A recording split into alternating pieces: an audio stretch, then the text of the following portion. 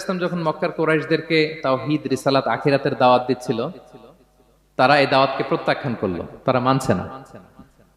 তো তখন আল্লাহ তাআলা এই আয়াত নাজিল করে বললেন, আফালা ইয়ানজুরুনা ইলাল ইবিলি কাইফা খুলিকাত।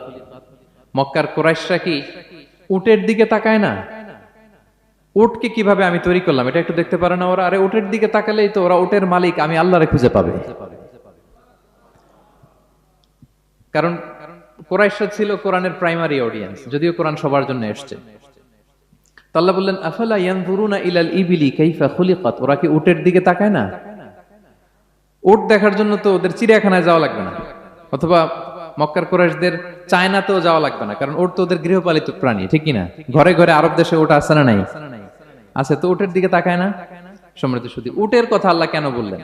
কুরাইশদেরকে উটের কথা বললেন এজন্য, উট হচ্ছে এমন আজীব একটা প্রাণী যেটা প্রাণী বিজ্ঞানীদেরকে হয়রান করে দিয়েছে। আল্লাহু আকবার। আপনি অবাক হবেন উটের যে ফিচার আল্লাহ তাআলা দিয়েছেন।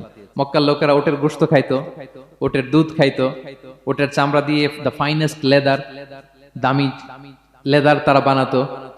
উটের উপর মাল নিয়ে বোঝাই করে মরুভূমি এক প্রান্ত থেকে আরেক প্রান্তে পাড়ি দিত। নিজেরা উটের উপর রাইডিং করত। এবং উট হচ্ছে এমন প্রাণী যেটা একসাথে 1 মাস না খেয়ে বেঁচে থাকতে পারে।